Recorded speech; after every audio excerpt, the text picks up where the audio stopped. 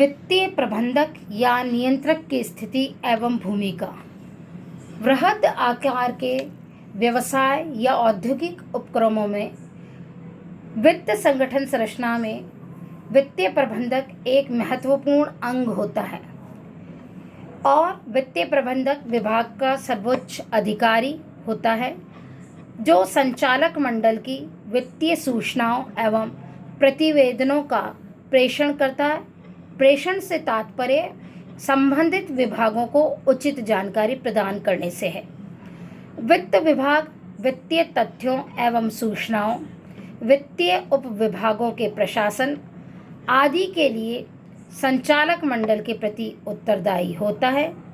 संगठन संरचना के महत्वपूर्ण अंग वित्तीय प्रबंधक या नियंत्रक की भूमिका निम्न प्रकार है।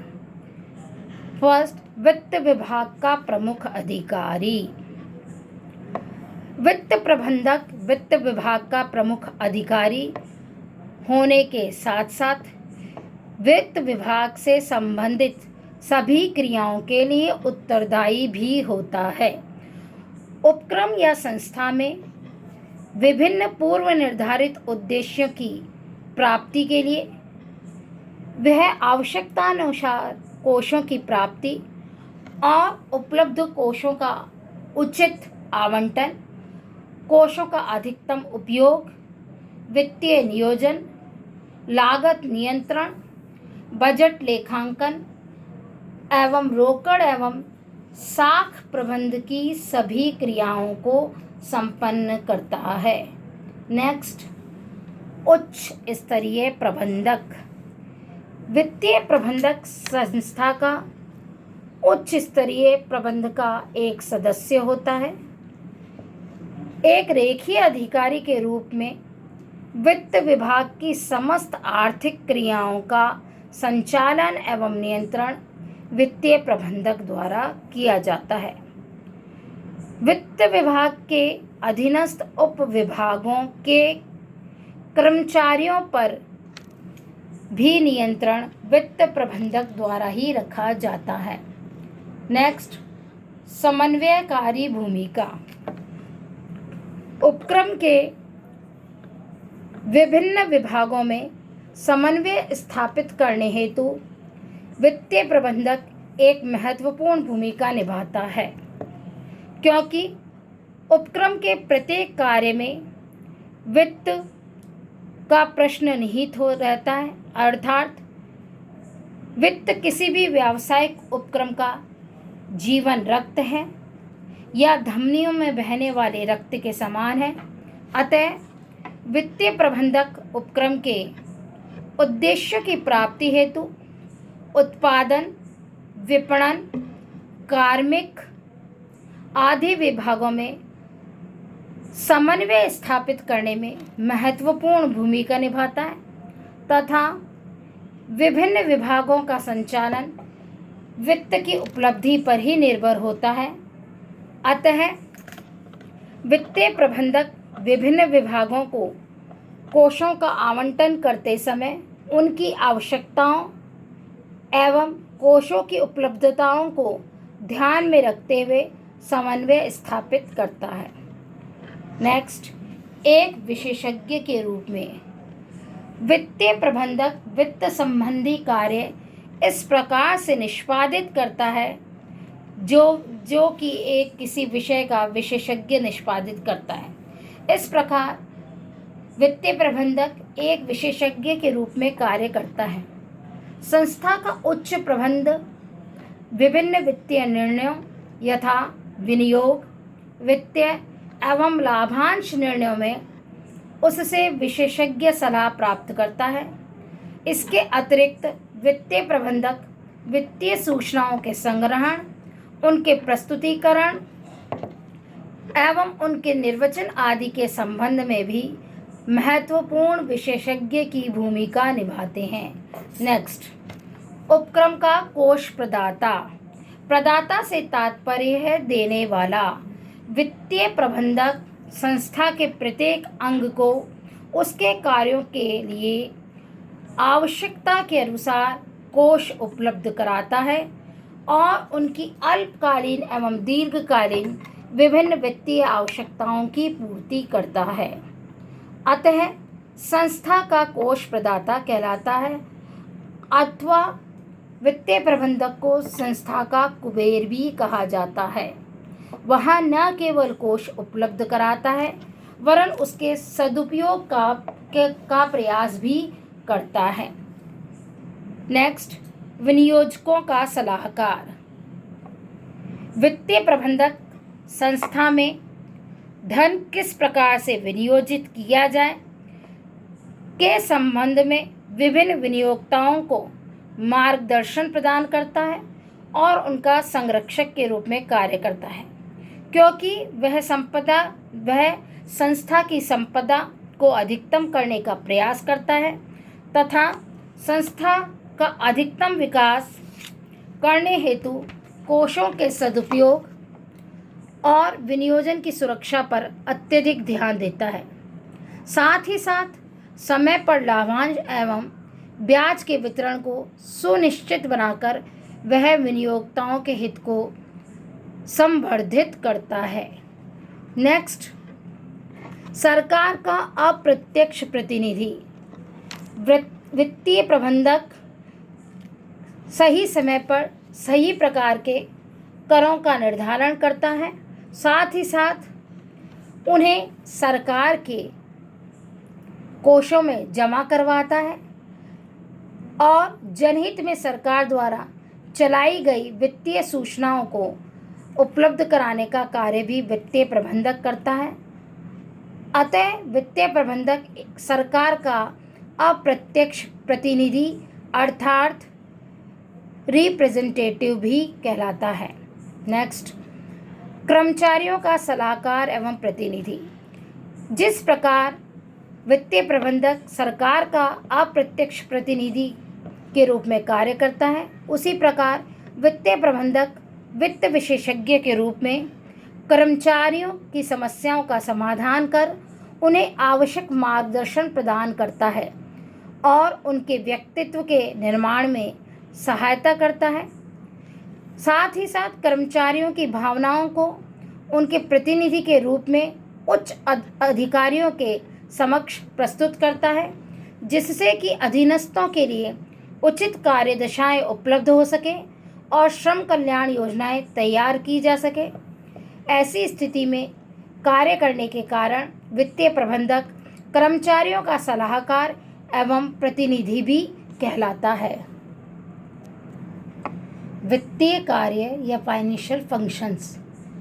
जिस प्रकार वित्तीय प्रबंधक विभिन्न उच्च अधिकारियों की टोली का सदस्य के रूप में कार्य करता है, उसी प्रकार वित्तीय कार्य व्यवसाय में प्राणवायु के समान महत्वपूर्ण स्थान रखते हैं। विभिन्न कार्यों का अध्ययन हम निम्न वर्गों में बांट सकते हैं: विनियोजन निर्णय, वित्तीय निर्णय और लाभांश निर्णय। विनियोजन निर्णय व्यावसायिक संस्था के लिए विनियोजन निर्णय सबसे महत्वपूर्ण कार्य होता है, क्योंकि प्रारंभ में व्यावसायिक प्रतिष्ठान लाभ अर्जन हेतु स्थापित किए जाते हैं तथा उनका उद्देश्य लाभ को अधिकतम करना और स्वामियों की संपत्ति के मूल्य को अधिकतम करना होता है। उस उद्देश्य की प्राप्ति के लिए उन्हें विभिन्न विनियोजन हेतु निर्णय लेने पड़ते हैं और विनियोजन निर्णय लाभ अवसरों की उपलब्धता के अनुसार किए जाते हैं। वित्तीय प्रबंधकों को विनियोजन के संबंध में निम्न कार्य करने होते हैं: पूंजीगत परियोजनाओं के चयन के संबंध में निर्णय। पूंजी बजटन विनियोजन का सबसे महत्वपूर्ण क्षेत्र है। पूंजी बजटन के अंतर्गत पूंजी व्यय का विश्लेषण, श्रेष्ठ विकल्पों का चुनाव, विभिन्न पूंजी व्ययों में समन्वय, पूंजी व्ययों पर नियंत्रण और पूंजी व्ययों में अनिश्चितता को कम करने के कार्य सम्मिलित होते हैं। पूंजीगत परियोजनाएं अनेक प्रकार की होती हैं। ये परियोजनाएं वर्तमान कार्यों के विस्तार हेतु, नवीन मशीनों के क्रय, भवनों के विस्तार, नई इकाइयों के क्रय आदि के लिए हो सकती है तथा साथ ही साथ ये परियोजनाएं पुरानी मशीनों के पुनर्स्थापन, विविधीकरण अथवा सुधार हेतु भी हो सकती है। नेक्स्ट, चालू संपत्तियों में विनियोग निर्धारण। वित्त प्रबंधक को चालू संपत्तियों का प्रबंध भी करना होता है। चालू संपत्तियां ऐसी संपत्तियां जो दैनिक व्यवसाय में काम में आती हैं तथा व्यवहार में एक वित्त प्रबंधक अपने दैनिक कार्य का अधिकांश समय इन्हीं संपत्तियों के प्रबंध में लगाता है। वित्त प्रबंधक को यह निर्धारित करना होता है कि रोकड़, विक्रयशील प्रतिभूतियां, देनदार तथा सामग्री में कितना विनियोग हो। वित्तीय प्रबंधक चालू संपत्तियों में विनियोग को नियंत्रित करने के साथ ही साथ संस्था के लिए पर्याप्त कार्यशील पूंजी की व्यवस्था करता है तथा चालू संपत्तियों के विनियोग के प्रबंध हेतु वित्त प्रबंधक चालू संपत्तियों के विनियोग को नियंत्रित करने के साथ संस्था के लिए पर्याप्त कार्यशील पूंजी उपलब्ध करवाने की व्यवस्था करता है। नेक्स्ट, पुनर्संरचना संबंधी निर्णय। वर्तमान युग परिवर्तनशील युग है और साथ ही साथ वैश्वीकरण का युग भी है। अतः फर्मों को अपनी उत्तरजीविता सुनिश्चित करने के लिए समय समय पर संविलियन, पुनर्निर्माण तथा समापन जैसी कार्यवाहियां करनी होती है। इन कार्यवाहियों की शर्तों व प्रक्रिया का निर्धारण भी वित्त प्रबंधक ही करता है। द्वितीय है वित्तयन निर्णय। वित्त कार्यों में वित्तयन अत्यंत महत्वपूर्ण कार्य है तथा वित्त प्रबंधक को ये कार्य अत्यधिक कुशलता के साथ संपन्न करना होता है। अतः वित्तीय निर्णय के कार्यों में निम्न बातों को सम्मिलित किया जाना चाहिए। वित्तीय पूर्वानुमान एवं नियोजन। वित्त प्रबंधक द्वारा नए स्थापित उपक्रम के संबंध में विनियोग निर्णयों के अनुरूप वित्तीय नियोजन किया जाना चाहिए, जबकि पूर्व स्थापित उपक्रम के संदर्भ में पहले वित्तीय पूर्वानुमान किए जाते हैं तथा उनके आधार पर वित्तीय योजना का निर्माण किया जाता है। वित्तीय नियोजन अल्पकालीन एवं दीर्घकालीन दोनों ही प्रकार का हो सकता है।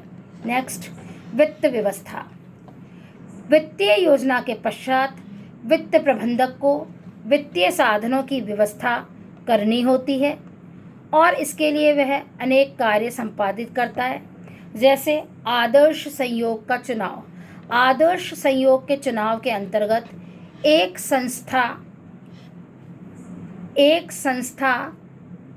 समता अंशों, पूर्वाधिकारी अंशों, ऋण पत्रों, अवधि ऋणों, बैंक अधिविकर्ष आदि से वित्त प्राप्त कर सकती है और पूर्व स्थापित फर्म अपने लाभों के पुनर्वियोजन से भी साधन प्राप्त कर सकती है।